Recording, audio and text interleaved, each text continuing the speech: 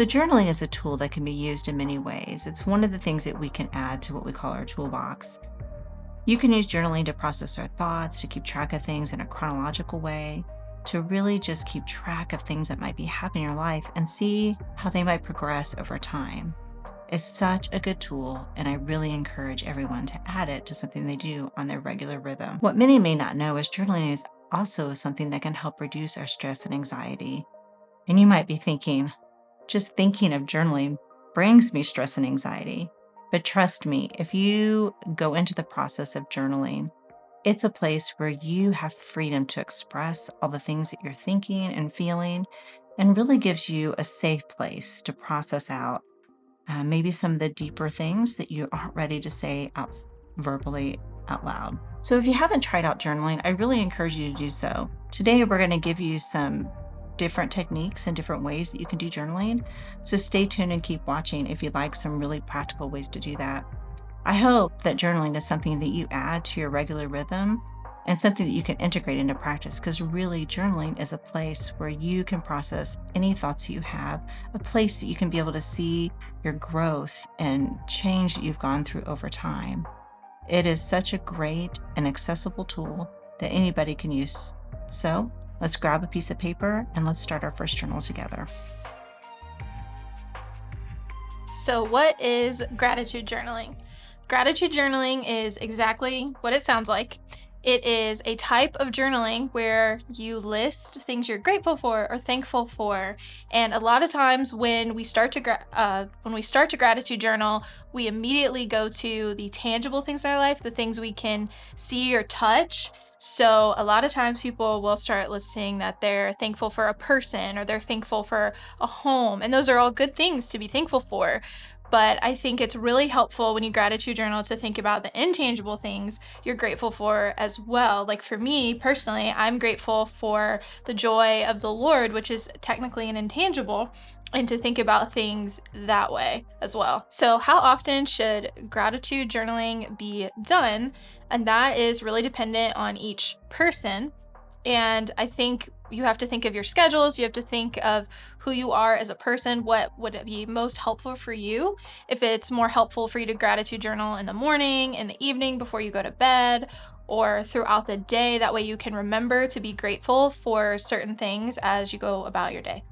So, what are the benefits of gratitude journaling? One of the benefits of gratitude journaling is shifting your focus and positive thinking. So, when we think positively, that just helps us be honestly happier throughout the day. And then shifting our focus, if something really hard is going on in your life, it is really important to then remember things that you're grateful for, because it kind of helps ground you during those really hard seasons. Some other benefits to gratitude journaling are that it actually reduces your stress level, which I think we all want a reduced stress level.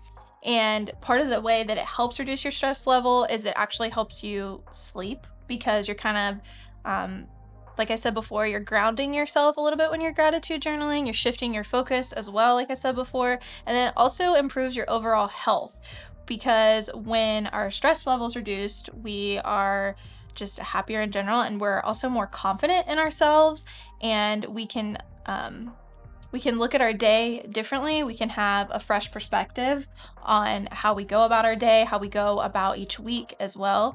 And so that's some of the benefits of gratitude journaling. Hi everybody, I'm Renee, and we're going to talk about dump journaling. First, I want to talk about why. Why do we dump journal? We dump journal to get clarity about how we're thinking and how we're feeling. We want to take control of the fears and anxieties that are on our minds, and we want to be able to control them. We need to identify what we need. We can gain new perspectives, and we can become more aware of how we're feeling. When should we dump journal? When we've got a lot of things going through our minds and we just feel stuck, when we can't fall asleep because our mind is just racing over and over again, all the same thoughts and feelings, replaying the day, replaying the past. When you find yourself in a daydream state and you just feel like you can't move, when you feel frozen, overwhelmed, lost, burdened, and you just want to figure out what to do next. So how do we dump journal? And what is this thing dump journaling anyway? Dump journaling is just a process of getting our thoughts and feelings out, really in a free form way. Dump journaling is intentionally simple. The only real rule there is to not limit yourself. Don't censor your thoughts and feelings. Don't worry about grammar or punctuation. What you'll need is a quiet space, some designated time, something to write on, and something to write with. You may or may not want to use a timer. Just a note about time. Sometimes, if you're having a hard time falling asleep and your thoughts are racing, you dump journal, and really you just start writing, and you write until your body tells you to stop writing. I know that's a funny thing to think about, but maybe your arm starts to hurt, or maybe your brain stops and you can't think of any words, or maybe you think, I'm tired now, I need to stop doing this and go to sleep. And that is all okay. For other people, you may want to start with a timer of 5 minutes, just to give you a feel for what it is to dump journal and experience it, and to see if it's something that will work for you. As you practice, you may want to go for longer and longer periods of time, even up to 20 minutes. So typically, either you let your body decide, or you set a timer for 5 to 20 minutes, depending on what you're comfortable with. So let's talk about the specific steps. The first thing is to find a quiet place. The second is to make sure you have some time to give to yourself and to this practice of journaling. You're going to begin to write down all your thoughts and feelings just as they come up, again, with no censoring. You're not going to worry about punctuation or grammar. It really doesn't matter. The goal is just to get out of your head what's in there so you can find some peace and some rest. When you're finished, when the timer goes off or your arm starts to cramp, you finish. And at that point, you get to decide, am I going to destroy the paper? Am I going to rip it up? Am I going to throw it out? Or am I going to tuck it away and do something with it later? Am I just going to fold it up and put it in a drawer? You get to decide what to do with it next. If it's the middle of the night, you may decide to tuck it away, and then in the morning after some rest, you can get it back out, and maybe then you'll be able to organize what you see on the paper into some concrete steps so that you have things that you can do in a clearer state of mind. If something came up while you were journaling that surprised you or was upsetting to you, you can talk to a safe person, talk to a friend, a family member, a mentor. If you don't have anybody else to talk to, or if you're just looking for a more professional or trained listening ear, we are here at Peace Restored to walk your journey with you. We would love to hear your story. So if you're ready, let's give it a go. First of all, I can start anywhere on the page that I want to. I'm just going to start smack dab in the middle. What's on my mind? Today is Thursday. It's cloudy. I have so much work to do. I wonder what's for dinner. A friend blocked me on Facebook today.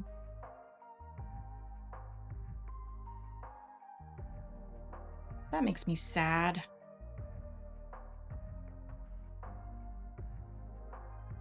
Why? Will we ever be friends again? I hear a car outside.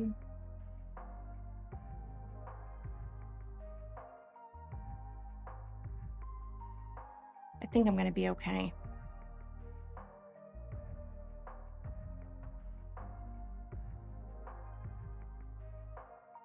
So this was pretty mild, and as you can see, I just kind of did it freeform, and I kind of grouped things together a little bit, just kind of organically.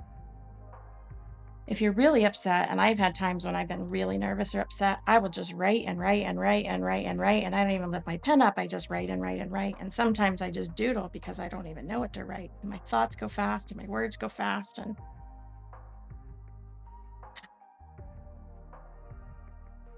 I barely remember to breathe. But then things like this come to my mind. And then I feel better.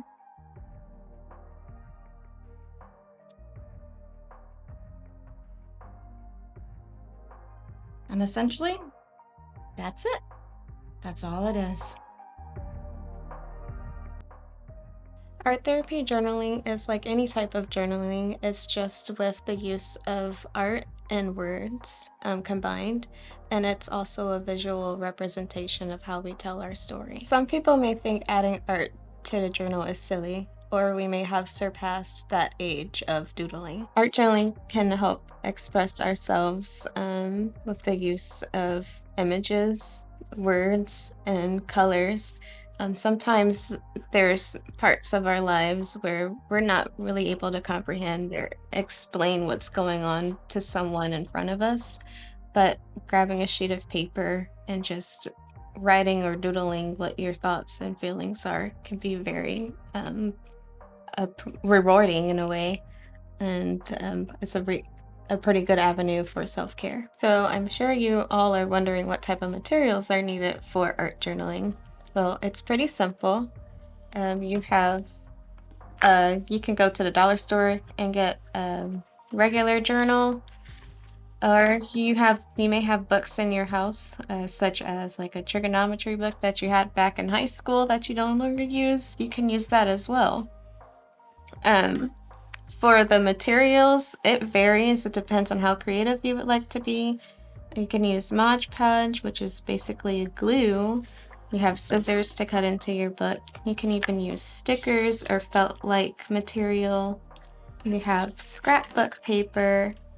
You have paint, and you can use some markers.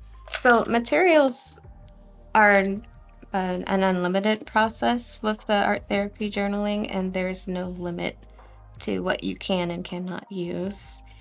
How do you, or what do you put into the art journal? Basically, you would open your book, and you don't have to start at a particular page. You can glue a few flowers here and there. You can write words of encouragement. If you're having a really difficult time, you can say words such as power, health, encouragement. And it doesn't have to be neat, and you don't have to be an artist to do this. You could just scribble and do whatever that is needed at that point in time for your art journal. So there's no wrong or right way to do this. And each page may be different. And you can kind of think of it like your timeline of what's going on during the week, or that season of time that you have. I'm going to encourage you to step outside your comfort zone, pick up a journal, a piece of paper, and start writing down your thoughts and ideas. Remember, there's no right or wrong way to start a journal. It's something that can help you move forward in whatever place that you need to move to.